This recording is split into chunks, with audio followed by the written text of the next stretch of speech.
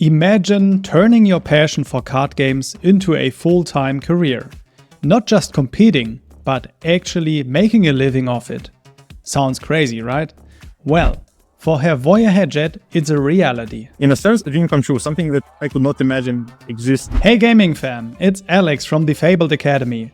Today we are diving into the world of professional TCG competition, with insights from a recent episode of the Fabled Academy podcast. We'll break down how Hrvoje Hedžet went from casual games to competing on the world stage and earning thousands to make a living off it. Every pro player has their origin. Before making a living from trading card games, Hrvoje Hedžet was already deep into competitive play, but not in one piece of flesh and blood.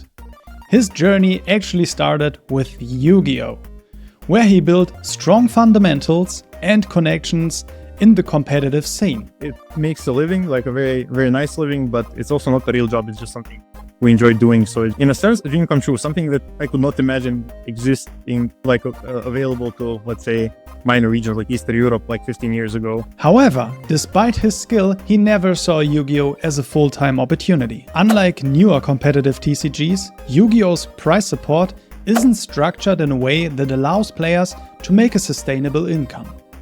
Winning events doesn't translate to significant earnings, and prize cards don't sell for nearly as much as they do in one-piece TCG. Because Croatian Yu-Gi-Oh community is like really nice. I know the international Yu-Gi-Oh community has like a really bad reputation because, you know, there's a lot of not so nice characters in there, but I don't know, Croatian people, especially in Yu-Gi-Oh, are just so nice. But with one-piece TCG, everything changed.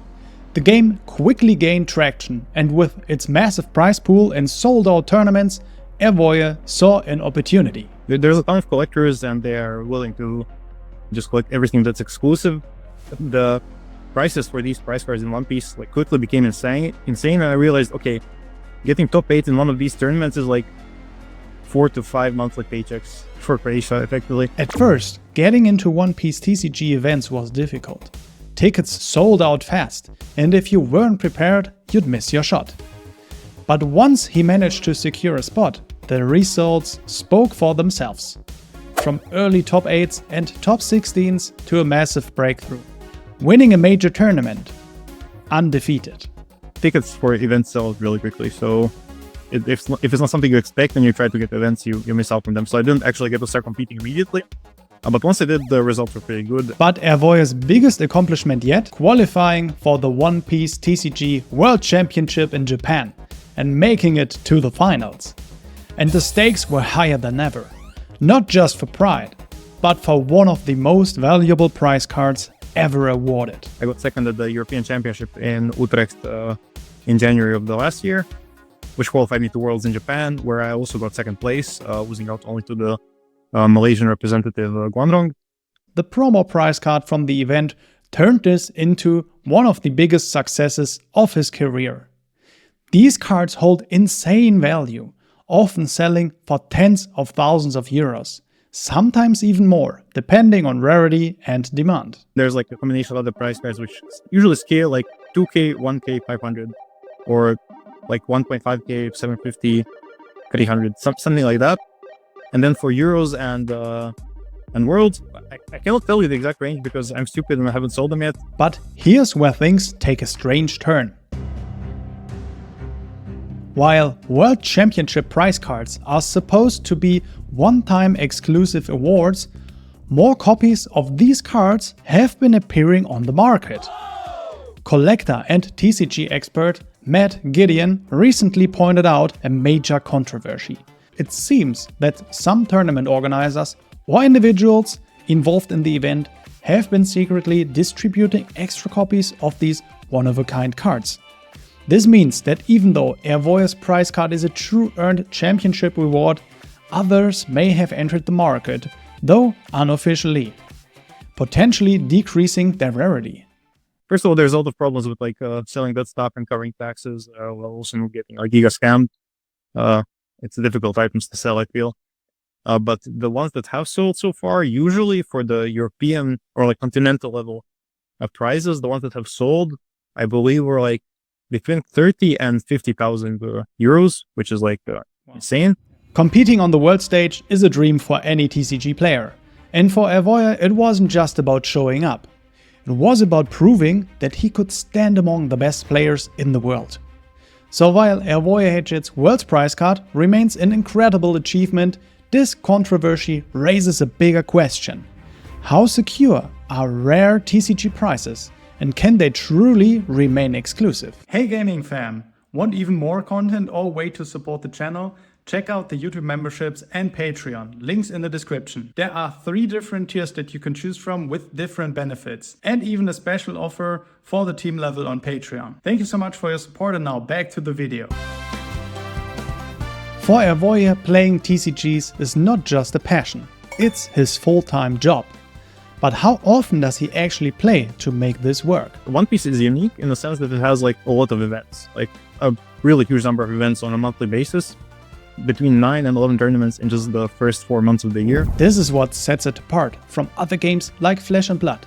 Flesh and Blood, for example, to actually prepare at a high level for one of the Flesh and Blood events, I think you need more time invested than One Piece, just, learn all the matchups, all the strategies, actually decide on the sideboard. You need more time, but the events themselves are like lower in count. By staying active in multiple tournaments throughout the year, Hrvoje maximizes his earnings and keeps his competitive edge sharp, ensuring he remains one of the top players in the TCG scene. If One Piece just disappeared tomorrow, the primary focus would probably be Lorcana and maybe Pokemon. I haven't tried Pokemon yet, but from what I see about the game, it's very approachable, very simple, and has a lot of events. But why does Hrvoje play multiple TCGs instead of focusing on just one?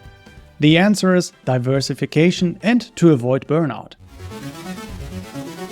Competing in TCGs isn't just about skill, it's also about affordability. For Hrvoje, the cost of competing has played a huge role in shaping his career and determining which games he focuses on. The decks are relatively to other games like Magic and Flesh and Blood and Yu-Gi-Oh! Are really cheap, and they're just like full meta decks, like no card skip. Part of that is that because there is no sideboard, so you cannot really have cards target specific decks, so everybody runs them. Competitive TCGs require constant investment, buying new cards, staying ahead of the meta shifts, and covering event costs. There have been 2 or 3 formats where I think one color, one deck was very dominant. Most people are displeased by that. I'm usually very happy with it because all my best performances are in like nearly tier 0 formats, because it's easier to like prepare the optimal strategy and execute it consistently. Whereas currently we're in the middle of a very open format. There's like 8 or 9 viable decks, which is why the best decks tend to be those that are kind of like jack of all trades. No matter the matchup, they can put up a good fight. Though there's one major concern for him. If a game's meta is pay to win, it can limit competition to only those who can afford the best cards. Look at this stupid card, which is like, how much is it? 70 euros. And you need a playset of those, like 210 euros on set release, just to keep up with the meta.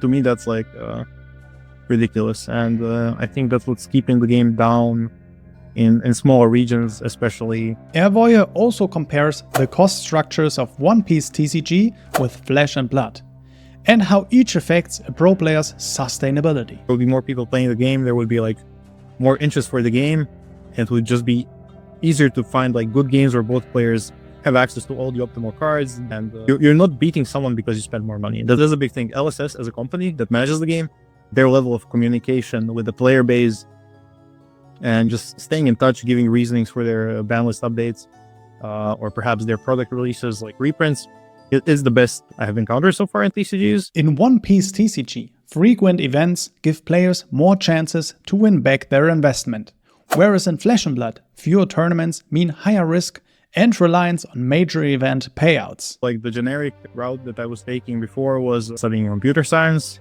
but I did drop out of university for like a decent number of personal issues at the time, which I do regret in retrospect, but also like it was part of the journey. And if not that, which I always think I can come back to because it was always an area of interest for me, but then perhaps like something creative, things like perhaps writing, or maybe even just like flipping new cars, like vending for a living. For Hrvoje and many others, balancing these costs is crucial, while other full-time TCG players like Simon Nielsen pick up sponsorships to sustain their careers. Hrvoje Hedžet's journey in competitive TCGs proves that making a living from card games is possible. But it takes more than just skill. From choosing the right game, managing tournament expenses, and adapting to different metas. His approach highlights what it takes to thrive in this competitive world. TCGs are not just a job, they're still like something I very much enjoy.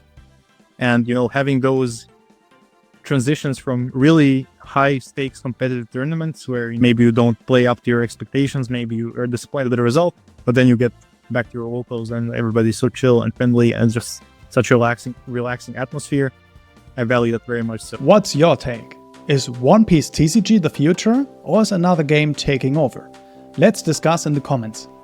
And if you enjoyed this deep dive, make sure to check out the podcast as well, where you can find out even more about Hrvoje's journey.